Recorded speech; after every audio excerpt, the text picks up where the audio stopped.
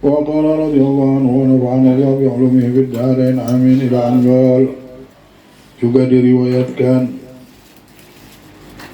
waman andara mu'silan aw wada'a lahu adallahu Allah fi dhilli arsyih.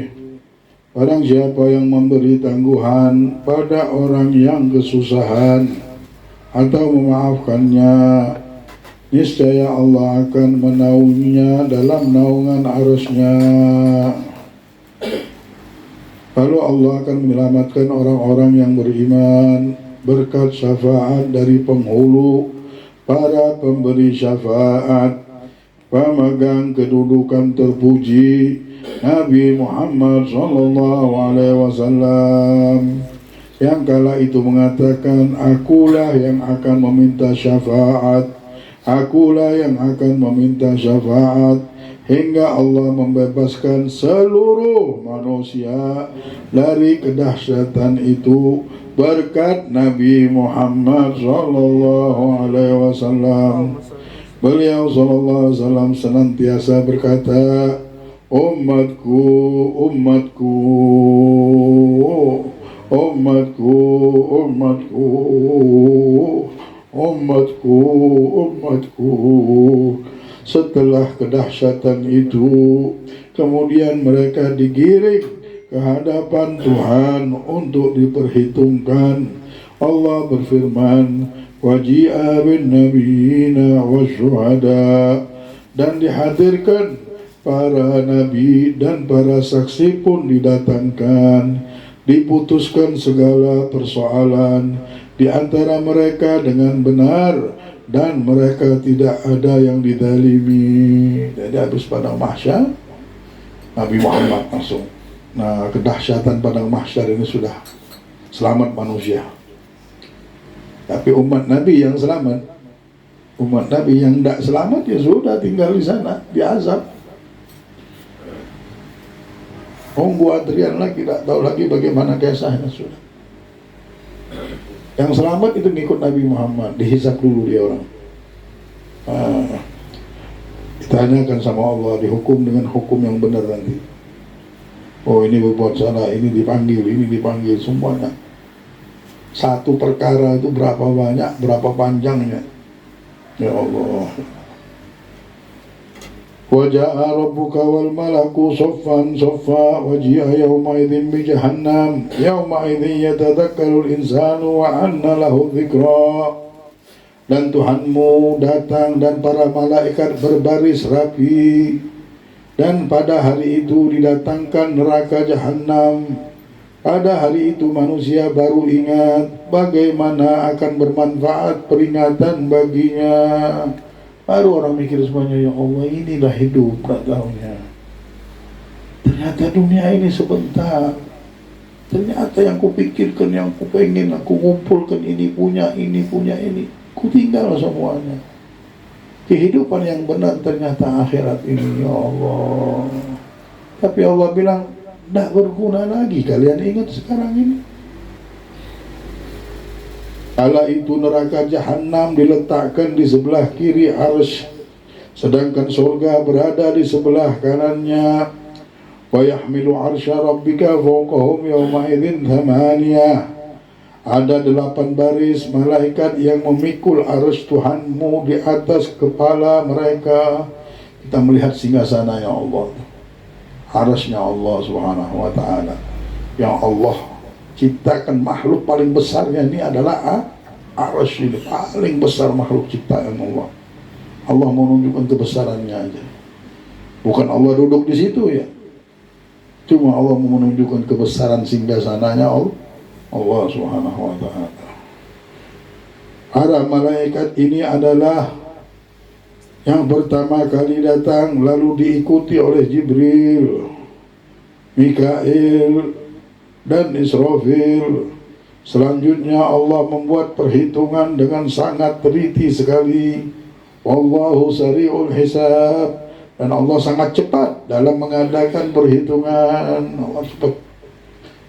Di antara manusia ada yang ditawar dalam perhitungannya, ada juga yang mendapat perhitungan yang ringan, dan ada juga yang masuk surga tanpa perhitungan. itu yang paling bersyukur. Nah, ada hitung-hitungan lagi sama Allah, masuk aja surga, masuk aja surga. Nah, yang di dunia sudah dekat sama Allah, enak ngomong sama Allahnya enak. Tapi kalau di dunia belum pernah ngomong sama Allah, belum pernah bersentuhan sama Allah. Pas ketemu siapa ini orang? Tak pernah ngomong sama Allah, tak pernah taubat, tak pernah istighfar, malam-malam tidur, makan, tidur, tak tahu sama Allah. Tapi yang kenal sama Allah, sudah kenal. Bagaimana orang kalau sudah kenal? Tak perlu kita ngomong lagi. Ya Allah, aku punya dosa. Tak perlu Allah ngomong nanti punya dosa. Aku sudah ngakui di dunia, sudah diakui dosa-dosa. Mau perhitungan bagaimana lagi sudah. Nah, ini banyak orang-orang yang sudah dekat sama Allah di dunia, di akhirat tak ada berperhitungan sudah. Mau bilang sudah langsung aja masuk surga. Nah, nyaman itu. La ilaha illallah, la ilaha illallah. Di antara manusia ada yang ditawar dalam perhitungannya, ada juga yang mendapat perhitungan yang ringan, dan ada juga yang masuk surga tanpa perhitungan. Allahumma ja'alna minhum. Mudah-mudahan Allah jadikan kita orang yang masuk surga tanpa perhitungan. Amin ya rabbal alamin ya Allah. Yauma tabyaddu wujuh taswaddu wujuh. Pada hari kiamat ada sebagian wajah-wajah yang cemerlang dan ada pula wajah-wajah yang hitam pekat. Hari di mana bersaksi atas perbuatan mereka di muka bumi, lidah, tangan, kaki, kulit, kemaluan, bahkan tempat pijakan mereka pun akan menjadi saksi. Yaumaidin tuhadithu akhbaraha. Pada hari itu bumi memberitahukan tentang beritanya, bersaksi atas perbuatan mereka berdasarkan waktu dan tempat. Di hari mereka dikembalikan kepada Allah, dialah yang akan memberitahu tentang perbuatan mereka. Walau tara idil mujrimuna nakisu ru'usihim 'inda rabbihim rabbana absarna wa sami'na farji'na na'mal sholihan inna muqinun. Dan alangkah ngerinya jika sekiranya kamu melihat ketika orang-orang yang berdosa itu menundukkan kepalanya di hadapan Tuhannya. Mereka berkata, ya Tuhan kami telah melihat dan mendengar, maka kembalikanlah kami ke dunia, kami akan mengerjakan amal soleh. Sesungguhnya kami adalah orang-orang yang yakin. Baru ngomong begitu di akhirat. Sudah lihat nah baru ngomong, ya Allah, kami akan berbuat balik, hidup lagi, hidupkan kami di dunia lagi ya Allah. Kami akan berbuat baik ya Allah. Tapi tidak berguna, sudah tidak mungkin. Dia meminta sesuatu yang mustahil.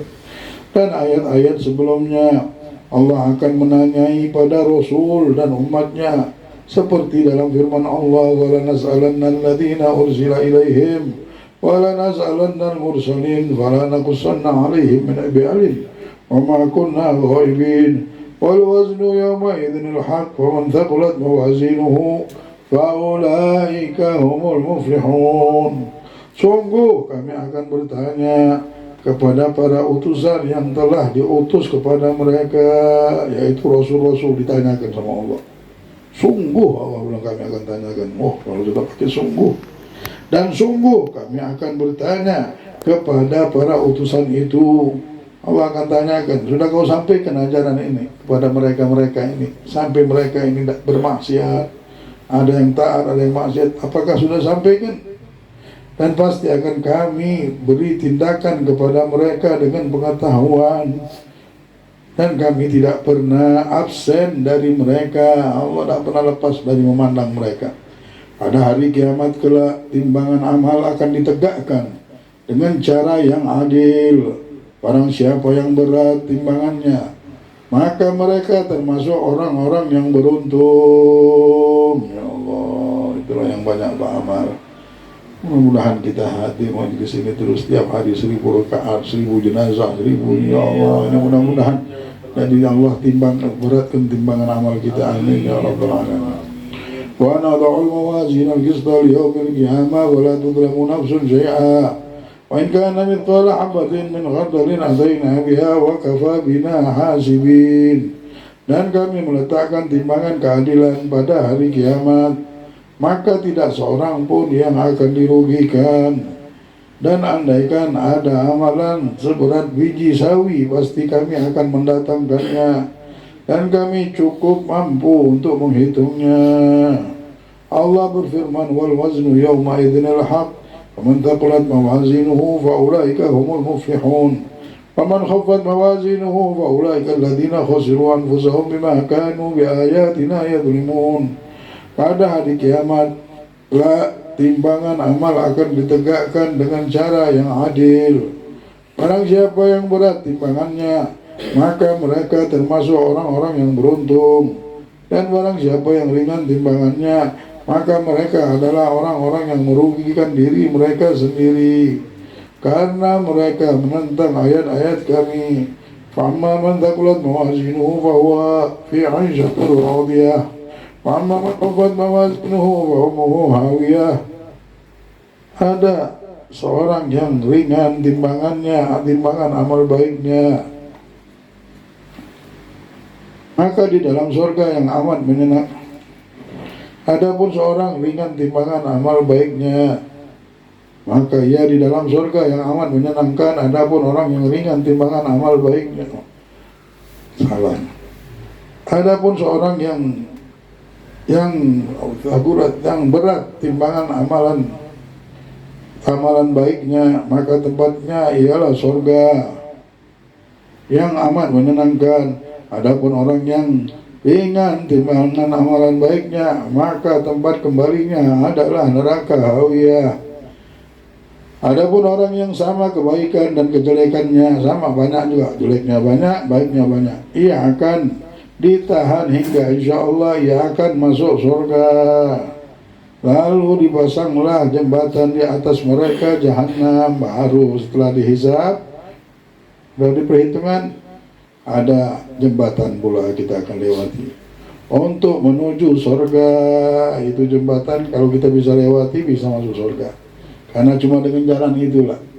Jadi habis padang mahsyar, meninggal, alam barzah, alam kubur, dibangkitkan lagi di padang mahsyar, menghadapi matahari tersebut. Habisnya kita dihisab. Habis dihisab sama Allah, langsung bertemu dengan Allah, dihisab oleh Allah Subhanahu wa ta'ala. Baru setelah itu kalau hisab selamat, lewatin Siratul Mustaqim tadi, menuju surga. Jembatan di atas neraka jahanam. Mana jembatan itu? Di atasnya neraka jahanam untuk menuju surga. Jadi tiada yang bakal mencapai surga kecuali setelah melewati neraka jahanam, seperti yang telah diterangkan dalam ayat Al-Quran. Orang yang melewati jembatan itu berbeda-beda keadaannya, sesuai dengan ketakwaan dan ketaatan kepada Tuhannya. Semasa ia di dunia, Allah berfirman, wa yunajjillahu alladhina taqaw bimafazatihim la yamassuhum as-su'a wa la hum yahzanun. Dan Allah menyelamatkan orang-orang yang bertakwa. Dengan keberuntungan mereka mendapat surga, siksa tidak akan menimpa dan mereka pun tidak akan susah. Allah berfirman, "Tsumma nunajjil ladzina taqaw wa nadharu adh-dhalimina fiha jithiya." Yang artinya, kemudian kami akan menyelamatkan orang-orang yang bertakwa dari neraka, dan kami membiarkan orang-orang yang berbuat aniaya berlutut di dalamnya. Adapun telaga Nabi kita Muhammad SAW airnya lebih putih daripada susu, baunya lebih wangi daripada minyak kasturi, rasanya lebih manis dari madu. Airnya berasal dari sungai Kautsar yang panjang dan lebarnya seperti perjalanan sebulan. Allah. Barang siapa yang meminum seteguk darinya, niscaya ia tidak bakal haus untuk selama-lamanya. Besar dari danau ini, ya Allah. Orang yang pertama kali mendapat mandat untuk memberi syafaat adalah Nabi kita Muhammad Sallallahu Alaihi Wasallam, dan yang terbesar adalah syafaat beliau Sallallahu Alaihi Wasallam saat pengadilan di hadapan Allah. Itu yang paling ditunggu waktu di pengadilan sebelum melewati sirat tadi. Di antara bentuk syafaat beliau SAW adalah meloloskan sebagian umatnya dari api neraka dan menambah ketinggian derajat bagi yang lain juga pada yang mengucapkan kalimat La ilaha illallah secara tulus dari dalam hatinya. Begitu juga syafaat beliau SAW mengena pada sebagian orang-orang yang telah diperintahkan untuk dilempar ke neraka. Sudah ada orang-orang yang dapat perintah untuk lempar ke neraka, datang Nabi Muhammad, ya Allah, aku berikan syafaat untuk si fulan, jangan kau lempar ke neraka ya Rabb. Ya Allah, jangan dia umatku ya Allah. Ya Allah, setelah dihisab ada hukuman turun sudah. Tertulis bahwa fulan harus dilempar, fulan harus dilempar. Turun Nabi Muhammad. Itulah Nabi Muhammad berdirinya di mana? Di tempat yang menakutkan semuanya. Ketika di padang mahsyar itu muncul syafaat Nabi Muhammad, dia yang bawa umatnya. Di mana lagi? Rasulullah bilang, tunggu aku ketika diberikan buku amalan kita dihisab sama Allah. Aku akan menunggu kalian wahai umatku ketika kalian dihisab sama Allah nanti. Nabi Muhammad nunggu situ, nunggu umatnya, membela umatnya supaya Allah nyayangi umatnya. Kalau itu di mana lagi ya Rasulullah kami bisa dapatkan engkau? Di indas sirat, ketika melewati siratul mustaqim. Dan sahabat bilang, kami akan ketemu engkau di mana? Aku akan nunggu kalian di 3 tempat itu. Rasulullah bilang, tidak akan salah aku dari 3 tempat itu. Untuk apa? Untuk menyelamatkan. Karena yang paling menakutkan 3 tempat itu. Kalau sudah lewat siratul mustaqim, sudah keadaan sudah aman. Sampai kalau sebelum itu ya Allah, alam barzakh dan lain-lainnya. Habisnya surga ya Allah. Oh, habisnya cerita surga. Bermain. Alhamdulillah kita punya Nabi. Itulah kita harus dekat sama Nabi, ini harus dekat. Tidak boleh jauh-jauh. Tidak usah kemana-mana. Tidak usah mikir apa-apa. Dekati Nabi Muhammad benar-benar. Pengen selamat, dekati Nabi Muhammad. Dunia akhirat. Dunia kita senang, akhirat kita senang. Khususnya dalailul khairat ini, ya Allah, punya syafaat, punya keberkahan untuk urusan dunia dan sampai akhirat. Berkah, khususnya masalah rezeki kita, insya Allah. Allah limpahkan rezeki kita dengan barakah, dengan nur, ditolong sama Allah Subhanahu wa Ta'ala. Dan Allah Subhanahu wa Ta'ala jadikan rezeki kita rezeki yang mulia di dunia dan di akhirat. Amin. Ala hadihin ya wujud salih al-Fatihah. Bismillahirrahmanirrahim. Alhamdulillah Rabbil Alamin. Wassalatu wassalamu ala sayyidil mursalin ala alihi wa sahbihi ajma'in radiyallahu ankum wa qala radiyallahu anhu wa nafa'ana Allah bi'ulumihi fid dharain. Amin. Babul wara. Barang siapa yang ingin bersikap wara, maka berhati-hati dan lebih mementingkan barang yang halal. Hendaknya ia bersifat menerima rezeki apa adanya, senang mengambil sedikit darinya dan berlebih-lebihan, serta condong kepada kesenangan duniawi. Dalam hal ini salafun shalihin mengatakan barang yang halal tidak mengandung pemborosan. Barang siapa yang berlebihan dalam menikmati kelezatan duniawi, maka tentu saja ia perlu untuk terjun langsung melakukan pekerjaan yang mana tidak akan terwujud keinginannya, kecuali dengan cara menerjang barang yang syubhat. Bahkan bisa jadi ia akan menerjang barang yang haram. Hal ini seperti yang telah dirasakan oleh orang yang telah menyadari kesalahannya semasa ia mengalaminya. Bukannya orang-orang bodoh yang tertipu, yang mana apabila engkau melihat salah seorang dari mereka memakan barang syubhat dan haram, ia masih berani mengaku bahwa ia mengkonsumsi barang halal dengan ekstra hati-hati. dan mengutarakan bukti-bukti yang tidak benar yang masih perlu penafsiran yang lebih jauh. Ketakwaan dan wara merupakan perkara yang wajib untuk dimiliki. Kalau tidak demikian, sekiranya ia mengakui kesalahannya dan menzalimi penyesalannya, melazimi penyesalan dan istighfar. Mengenai hal ini, salah seorang salafun shalihin radhiyallahu anhu pernah ditanya, dari mana engkau makan? Lalu ia menjawab, dari yang biasanya kalian makan. Tetapi tidak sama orang yang makan dengan hati yang menangis daripada orang yang makan sedangkan ia tertawa terbahak-bahak. Ini banyak rezeki, kita tahu ini dunia kotor, rezeki banyak kotor, rezeki kita pun kok kotor. Jangan pernah merasakan, oh aku rezeki aku bersih, oh rezeki aku begini, buhannya ini, tambah lagi ngomongin orang. Naudzubillah. Jadi lebih baik kita banyak minta ampun sama Allah. Lebih baik sibukin itu daripada kita nyibukin menunjukkan bahwa aku ini rezekinya halal semuanya. Bukan kita tidak mau itu, akan tetapi itu akan menjadikan kita sombong dan menjadikan kita lupa sama Allah. Orang yang wara, dia tidak pernah merasa dirinya wara. Jadi ada cerita seorang, kau ini makan rezeki apa? Dibilang rezeki ini bagus, ini orang ada rezekinya makan, dapat rezeki yang halal. Dan dia bilang, rezeki saya sama kalian, sama saja. Kita hidup di dalam satu tempat, jadi rezeki sama saja. Dibilang, mungkin bukan rezeki saya halal, sama saja rezeki kita ini, cuma beda cara makannya saja. Engkau makannya dengan tertawa, aku dengan menangis, dibilang makannya. Maksudnya itu, ya Allah, tidak ada lagi rezeki kecuali dengan yang kita hadapi sekarang ini.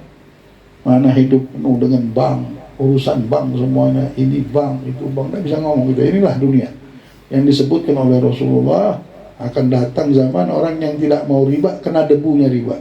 Ya sekarang ini, tidak bisa. Jasa pengiriman, ini tidak bisa berurusan, semua urusan mesti pakai asken bank. Nah, kita tidak mau juga bilang ini halal, ini halal, karena ulama-ulama bahari mereka mempunyai pandangan juga, walaupun khilaf. Ya, kita tetap orang-orang ahli sufi, orang-orang yang kenal sama Allah, mereka lebih baik merasa salah daripada merasa benar. Jadi mereka tidak sombong, tidak merasa hebat, ya. Yang bisa kita lakukan itulah, kita makan rezeki di dunia ini dengan menangis. Kalau rezeki sama semuanya, ya mungkin.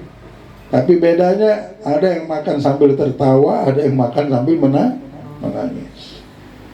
Jadi sudah jelas bagi kalian bahwa sikap wara adalah kunci agama dan jalan orang-orang beriman yang kuat keyakinannya. Dahulu para salafun shalihin rahimahullah amat memperhatikan sikap wara, dan mereka memiliki pandangan yang sangat dalam tentang masalah ini. Cerita tentang kewaraan mereka sangat banyak dan terkenal. Pernah diceritakan bahwa Imam Ibnu Sirin radhiyallahu anhu membeli minyak makanan beberapa tong besar dengan harga yang sangat mahal.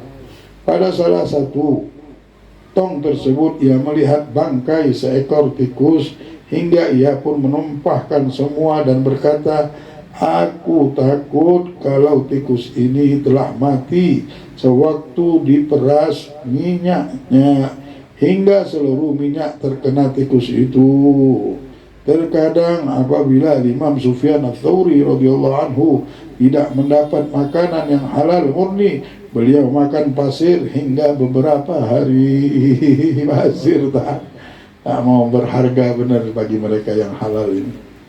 Daripada makan haram, lebih baik makan pasir. Ya Allah. Orang sudah tidak tertipu sama dunia, tahu akhirat panjang, tahu kehidupan yang benar, lah banyak-banyak berzikir itu. Allahumma ja'al hammi al-akhirah, Allahumma ja'al hammi al-akhirah, Allahumma ja'al hammi. Jadikanlah keinginanku akhirat, ya Allah, ya Allah. Supaya tak tertipu lah, ya Allah. Kalau sudah tertipu sama dunia ini, benar-benar kita dibuatnya bahaya terus. Pengen ini, berangan-angan ini, lupa dengan akhirat. Padahal yang kekal itu akhirat. Yang harus kita punya rumah di akhirat, yang punya kebahagiaan di akhirat. Kalau dunia kita tinggal semuanya. Nggak boleh ada yang bawa barang di sana. Barangnya cuma laku amal baik kita. Mudah-mudahan Allah angkat derajat kita dengan kesadaran, insyaallah. Amin ya rabbal alamin. Suatu kali Imam Ibnu Mubarak pernah berjalan dari kota Maru di Khurasan menuju kota Syam untuk mengembalikan sebuah pena yang pernah beliau pinjam. Tetapi kala itu ia lupa mengembalikan pada pemiliknya. Begitu juga Imam Ibrahim, cuma urusan pulpen aja. Urusan pulpen dia minjem, lupa mengembalikan. Balik lagi berangkat. Dulu berangkat bukan enak, nyawa korbanannya. Perjuangannya bisa nyawa hilang. Tapi demi amanah balikkan wara. Begitu juga Imam Ibrahim bin Adham radhiyallahu anhu pernah kembali dari Palestina menuju kota Basrah, Irak, hanya untuk mengembalikan sebuah korma yang masuk dalam timbangan korma yang beliau beli, dan ia pun lupa untuk mengembalikannya pada saat itu juga. Dia beli timbangan korma, tak tahunya ada korma di dalamnya. Dia balik lagi cuma untuk kembalikan korma itu. Suatu kali Imam Az-Zunnun Al-Basri radhiyallahu anhu di penjara. Lalu ada seorang wanita salihah mengirimkan makanan yang halal dari hasil uang pekerjaan tenunnya. Lalu beliau mengembalikannya. Ketika ditanya, beliau menjawab, makanan itu sampai padaku melalui wadah orang zalim sipir penjara itu. Padahal wanita itu sendiri yang membawanya kepadanya. Ada salah seorang tak mau makan, tak jadi makan. Kenapa? Gara-gara wadahnya ini dah halal. Ada salah seorang salafus shalihin radhiyallahu anhu berada di tempat seorang yang sedang sakaratul maut di malam hari. Ketika orang itu meninggal dunia, ia berkata kepada keluarga si mayit, matikanlah lampunya, karena sejak sekarang ia termasuk dalam bagian warisan keluarga si mayit. Karena lampu ini sudah jadi bagian warisan. Jadi harus izin dulu sama ahli waris kalau mau pakai lampu tersebut. Sampai di posisi itu mereka menjaga yang halal. Salah seorang salafus shalihin radhiyallahu anhu bercerita, suatu kali dalam perjalanan aku tersesat di jalan dan aku sangat kehausan. Lalu datanglah seorang tentara menghampiriku dan memberiku satu teguk air. Karena itu hatiku menjadi keras selama 30 tahun. Karena tak tahu itu barang halal atau haram. Cerita mengenai kewaraan mereka lebih banyak untuk disebutkan, dan tujuanku menyebutkan sekelumit cerita ini tidaklah lain hanya untuk mengambil berkah dengan mengingat mereka, karena rahmat akan turun saat mengingat orang-orang soleh. Kenapa kita dengar cerita ini, rahmat turun, berkah turun. Nah, inilah yang dinamakan ilmu barokah. Nah, kita dengarkan aja ceritanya. Berat kalau ngamalkan, bukan untuk diamalkan, untuk ambil barokahnya. Kalau ngamalkan kita tidak sanggup begini. Itulah, paling tidak kita bisa mengamalkan makan sambil nangis, sambil mesra. Loh, bisa kita, ya, paling tidak malam-malam minta ampun sama Allah setiap malam. Ya Allah, minta maaf, rezeki kami ini tidak tahu lagi, hidup kami ini tidak tahu lagi, dosa kami ini banyak ngadu itu aja. Kita minta ampun terus, ampun. Insya Allah kalau orang sudah minta ampun, hidup selamat dunia dan akhirat. Rizki dibuka sama Allah subhanahu wa ta'ala, hidup kita senang. Tak ada masalah semuanya, insya Allah ya. Masalah yang ada mengangkat derajat kita nanti. Terangkatlah derajat kita semuanya, insya Allah. Allah subhanahu wa ta'ala akan membuka keberuntungan hidup kita di dunia sampai akhirat. Insya Allah. Dekati Nabi Muhammad, banyak istighfar, banyak sholawat, dan rezeki kita insya Allah dibersihkan sama Allah. Rezeki kita yang kotor dibersihkan sama Allah dengan istighfar. Tapi diamalkan. Punya istighfar sudah ada nih, astagfirullah, ini diamalkan 27 kali ya. 27 kali cuma, ya Allah, Pagi 27 kali, malam 27 kali. Selamat hidup kita, bahagia. Perdagangan kita insya Allah beruntung, beruntung, digantikan sama Allah. Yang hilang dibalikkan sama Allah. Nah, ada yang hilang insya Allah. Nah, jadi dengarkan cerita ini supaya dapat barokahnya. Dan juga agar orang-orang yang berakal menyadari betapa jauhnya perbedaan antara salaf dan khalaf, antara orang yang bahari sama orang sekarang ini beda jauh benar. Magomnya tinggi benar orang bahari. Serta ia bisa mengetahui bahwa saat ini ia berada di zaman yang mana dia ada segala macam model manusia. Dengan cerita ini tahu kita macam-macam manusia ini hidupnya. Wallahu a'lam.